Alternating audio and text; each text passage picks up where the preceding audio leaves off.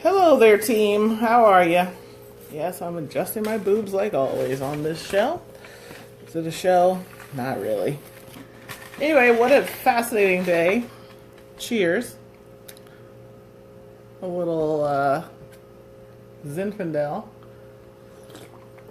to kick my evening off properly. Hello, Torin. How are you, darling? So, yeah, I'm going to talk about obesity while I eat my dinner. What's for dinner, you might ask? It's kind of like mapo tofu kind of situation. I've got ground lamb, tofu, zucchini I grew in my garden, yellow pepper, red onion, herbs and spices, a couple tiny potatoes that I grew out of my yard. I think there's mushrooms in here too, maybe. I don't know. Oh yeah, there's some mushrooms. That's what's for dinner, people. And a little pita too, because, you know, I like carbs. Anywho, what I was saying is, yeah, I'm going to eat and talk at the same time, so just deal with it. I've had this thought in my head probably almost a month now, and I kind of been afraid to talk about it because nobody wants to talk about the obesity epidemic among African American women. But today I went to my gynecologist. Clean bill of health. Haha. But she sent me the notes. I never really look at those patient portal notes. That's some fucking bullshit. Why can't you just send it on paper like they did in the old days? That's what I like to see. Anyway, I'm looking through the notes. Healthy, healthy, healthy, healthy. What's her issues? Long-term hypertension that I've had since I was like 24. Very well managed, blah, blah, blah. And obesity. What? Now, it's not that I don't know that I'm fat or overweight. Not fat, they're all thick and all this other bullshit lies you're going to tell people. Overweight for sure, and have been for a long time, and have been bigger than this, and have been smaller than this, etc. It's my body, that's what it does, that's what I do to it. But, seeing it there, in writing, obesity in my patient portal, I was like, what the fuck? Ugh. And then I was like, I don't want that to be on my portal. I don't want that. I don't want to see that. What? Even though I'm fully aware of it. Like, okay, let me stand up. Let me give you the fucking view. And I'm not taking my clothes off, so don't get excited. You're not going to see my ass in this video like y'all like to see. Look at that. I'm not going to suck at my belly. There's belly there. Look at that ass. Whole lot of it. Ain't nothing there. Hey, girl. Nothing small about this one. But it's such, I'm going to just say it. I'm going to repeat it many times in this video. It's a cliche to be an overweight African American woman. It's a fucking cliche. Let it sink in. Take it in.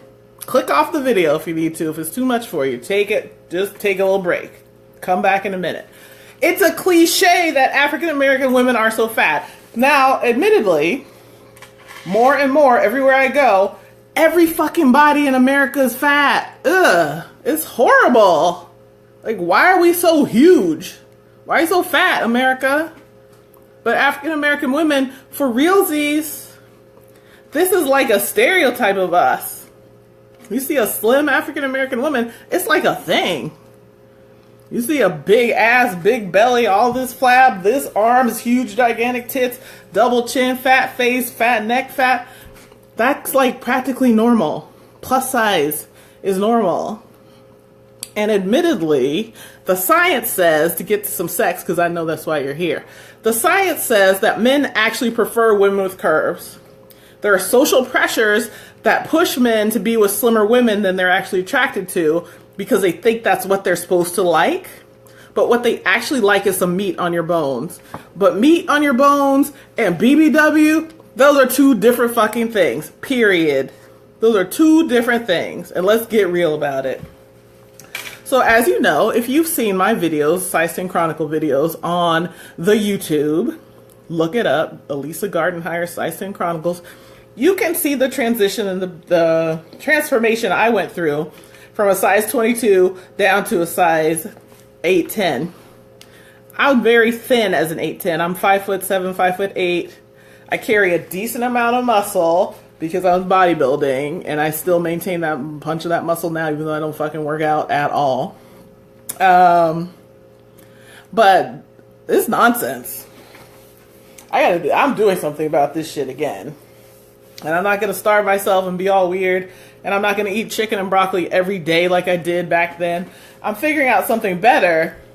But this is a ridiculous cliche of these African American women who are obese and overweight. And we need to get real about this shit. It's nonsense. It is some foolishness that we're living in this fantasy that 300 pounds and 5'2" is okay. That's not okay. There's no calculation where you can say this is an okay weight proportion, weight to height proportion. Unless you're a bodybuilder and like juicing like hard and are leaned out, a 300 pound, 5'2" woman who's on steroids to the effect where you're fucking huge with muscles. Other than that, and if you're doing that, let's talk about that because that's a whole other issue. But unless you're that, you're overweight and it's not cool. And I'm not fat shaming. Oh my God, I've been overweight most of my life. Very like limited periods where I've been slim and it was a lot of fucking work to get there and maintain. But, let's get real about this.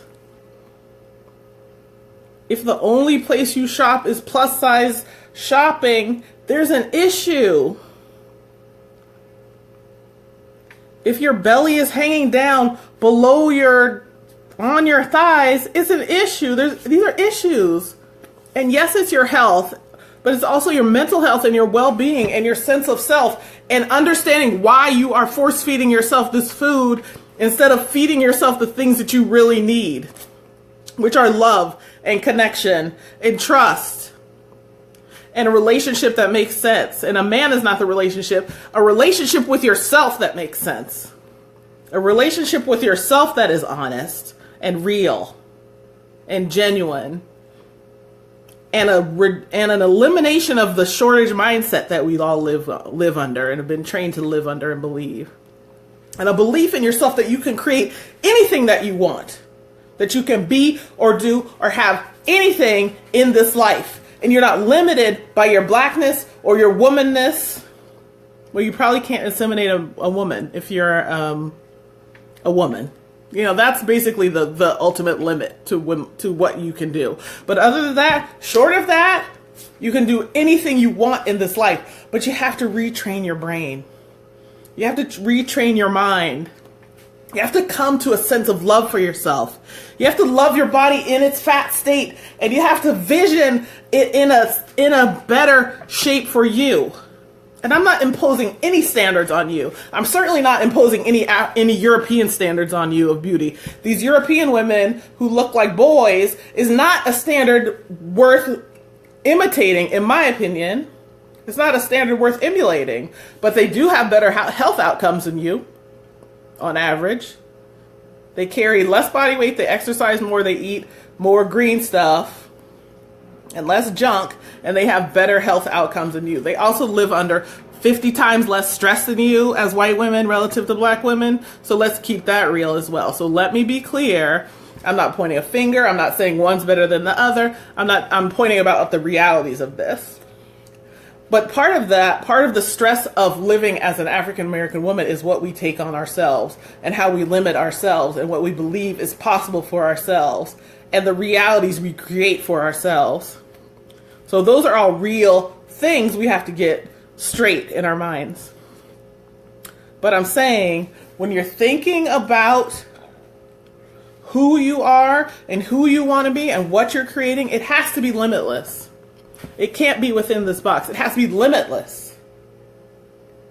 Because otherwise you get caught in these stereotypes of who you're supposed to be, which includes obesity and African American femaleness. Those two are pretty closely joined in the mental social consciousness of who we are and who we're supposed to be. You have to let that go. You have to release yourself from that. You have to free yourself from those limiting thoughts. And it's not easy. It is what I do for a living as a coach. It's what I do for a living to help people unlock and disconnect those limiting thoughts from what's actually possible as a universal, as a member of this human race in this limitless universe that we belong to. So, I'm going to take another bite. Because I promise you, I would eat in front of you. So here you go. Sriracha, yummy. But again, I'll say it again. Being an overweight African-American woman is a fucking cliche. You need to release that. And I don't have any judgment about it. I'm in it myself. I've lived it for decades. Since I was like 12 years old, when my mother was saying to me, you know, boys aren't going to like you if you're overweight. You know what my response was? Oh yeah. We'll see, lady. Who likes who? And once I got around to dating, which was like late in high school, early college, I pretty much was with a man from the time I was 19 until I divorced my husband at 41, and then was with somebody else for 4 years after that. So really, I've only been single from the time I was 45 until now at 47. And that was fat, skinny, skinny, fat, fat, skinny. And I've never really been skinny, so keep it real. Slim, for sure. Muscly, for sure. Lean, for sure. But skinny has never been on my plate. So let me tell you, for the 100th time, we've got to do something about this, ladies. Community. People that I love and mean more to me than most things in life. African American women and families, couples and families are in my heart.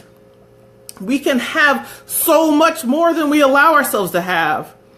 We can be so much more than we are when we disconnect our minds from the limiting beliefs that have been imposed on us from the time we were in the womb. It's not easy, but it's possible. And it's fucking worth it to live on your own terms. To ask yourself, what do I want? Not what does society say, not what does the church say, not what does my mom and my daddy say, not what does this man or this woman say to me about what I can be. What do I want for my life? I'm looking at you. What do I want for what I'm creating in my unique life that I decided to come from non-physical, from heaven or wherever the heck you think you come from? You decided to come here on this earth and be. And when you got here, they taught you to not trust yourself. And now you're just out here just reacting to life. Instead of determining for yourself what your life's going to be, deciding what you're going to be in your life, to be who you came to be. It takes work to undo that thinking. It takes work to disconnect those limiting thoughts in our lives. It takes effort and intention and self-love at a level you may not be ready, you may not be at yet. But it takes those things to at least put you in a position to say, I want something different. And that includes your body. That includes the amount of money you got in your bank account. That includes what you're riding on. That includes who you're relating with. It includes all those things. You can be or do or have anything you want in this life. And I truly believe that. And I know that it's true. Because, and I'm not a religious person, but the word says God is my supply and my supply is infinite, therefore. You understand that? Your supply, your access to the universe, which creates everything you have and are, is infinite. And your connection to it is direct if you allow it to be. Take another bite. I don't know where you want to start, but if you want to work with me, you can start anywhere. You want to start with your body? We can start with there. Want to start with your money? We can start there. Want to start with how many times you can come? We can start there. You want to come for the first time? We can start there. You want to make her come? We can start there. You want to relate honestly with your partner? We can start there. Hey, Kim. Hey, honey. You want to stop lying in your relationships? We can start there. Do you want to really be you as opposed to some mask and some role? We can start there. Where do you want to start? I'm ready to go. Message me, inbox me, go to the website, do what you need to do to get yourself organized, get your dollars organized, to be able to access some of this so that you can change your life, so that you can be living the life you intended to live when you came out of your mom's womb, with a pure intention to be fully you that you've given up on. How dare you? Really? You're religious, you're in church, you're doing whatever. How dare you insult your creator by not being you? Did he send you for that? Is that why he sent you? To be what this one, that one, and the third one told you to be? Which is less than who you're supposed to be? Which is less than who you are? Which is why you're mad? Which is why you're angry? Which is why your blood pressure's up? Which is why you eating to fill up that hole? To fill up that void in you? I don't know. Think on it. Think on it.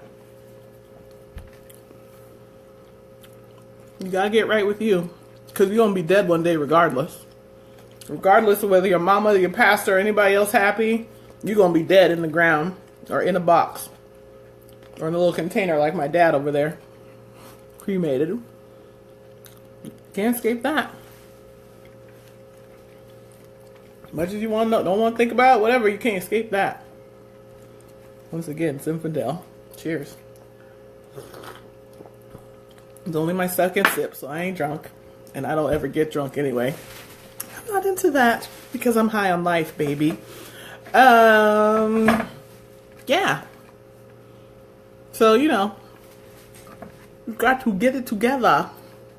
You must get it together, man. You must pull yourself together to live the life you meant to live when you came here. To be the person you meant to be when you came here. And it's not about depriving yourself or punishing yourself. You've done that enough. You're a grown-ass person. You punished yourself for the last 30 years. Are you any closer to being who you want to be? You gotta love yourself. You gotta love yourself into line. You gotta love yourself into alignment. You gotta love yourself into well-being and prosperity. They taught you to punish yourself. They were wrong. It doesn't work. They taught you to condemn yourself or condemn other people to make yourself feel better. It doesn't work. Not gonna work. Not gonna ever work. But you can love yourself. You can try that. How? How do I love myself? How do I love myself? I can show you how. I fought for mine. I fought for mine. I fought for mine. 9 years ago, when I was a 251-pound empty shell with only one little popcorn-sized kernel of Elisa rattling around in that big fucking empty shell, I fought for me. I had a little memory of who I was, and I fought for it. And I clawed my way back to myself, and I blew up my family, and I destroyed, and I lost money, and I went through hell to get myself back. It was worth every loss, because every loss was a learning for me. But you don't have to do what I did, because I already did it.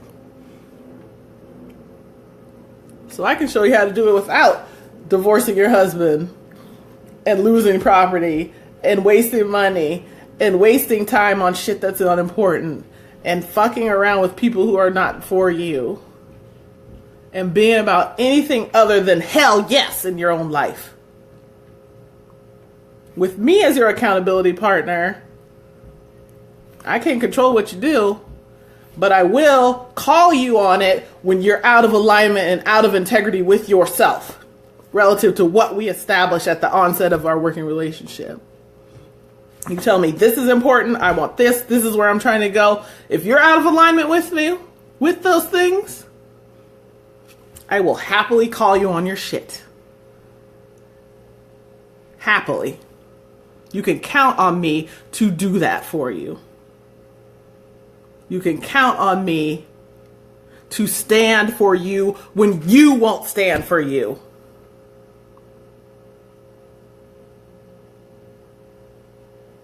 Do you need some backup? That's my job. Don't talk to me about you can't afford it, because it's some fucking bullshit. You just spent money on some shit today that didn't get you any closer to any way you want to live more or better than you are now. And you do that every single day. So get your shit together, organize yourself, get yourself organized, get your intentions right for yourself, and reach out when you're ready, because I'm here. Now, I'll keep talking to you on these lives, and you can get the blessings in the lives because I'm going to keep talking to you. I'm going to keep being here for you. I'm going to continue to offer myself to you in these free venues. I'm writing all the time. I'm working all the fucking time. When people aren't bugging me with their dumb shit and taking me off of my own hell yes path, which I had an experience with that today, was clarity, like slapping me in the fucking face. When I'm out of my hell yes integrity with myself, then I end up wasting hours of my time that I can't get back on somebody else's bullshit. And so I'm my own accountability partner on that. But I'm here for you to get clear about what you want, what you're doing in this life. So you can be doing and blessing other people with your clarity and your contribution to this world. The world needs you, and you're half-assing it through life, doing shit you don't want to do, trying to be nice. Fuck nice. Period. Fuck nice forever. Can y'all say that at home? Fuck nice. What does that get you? It doesn't get you shit. As I told my son yesterday, as he gave up his lunch to his little sister, even though we asked her repeatedly, what do you want to eat? What do you want to eat? Oh, I want this. He got something else. She wanted his lunch. He gave her his lunch. I said, you don't get points for self-sacrifice. He started crying. I don't want to make him cry. I'm not trying to make him cry. I'm trying to make him clear.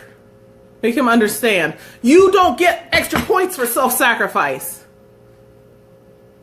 The world is better when you're in alignment with you. When you're honest and true to yourself, the world benefits from that. It doesn't benefit from your self-sacrifice. They told you that sacrifice matters. They told you that Jesus sacrificed for you. Jesus was about your empowerment. If you read the word, and again, I'm not a religious person, but I read the Bible once because I wanted to know what was in it, because y'all all talking about it. But if you read the word honestly about what Jesus was doing, he was not about anything but your alignment with your source. And you're being true to that. He wasn't talking about you sacrificing anything. They turn these lessons to keep you in your place. Don't be in your fucking place. Make your place. You make your place. Yeah, I'm preaching now. And I'm not religious, but it's natural for me to preach because I care about this. You matter to me. I need you to be right so that my life can be better. I need you to be wealthy so that we can roll in our private jets together. I need you to be healthy so that we can be rocking this shit in 40 and 50 years from now. Not dead in the ground in 20. Not sick in 10. That's what I need for you. Keep watching the videos. See? Look at this one. Subscribe. Blah, blah, blah. Social media. Blah, blah, blah, blah, blah. Go do that, please. Can some of y'all please go to the website and go subscribe to the newsletter, Oh-gasmicliving.com. Can you go to one of these fucking social media pages and go like some shit, tell your friends, share this video, do something. If this video can help a friend, share it. Help them. Help yourself. That's all I got. My dinner's cold. I'm still gonna eat it.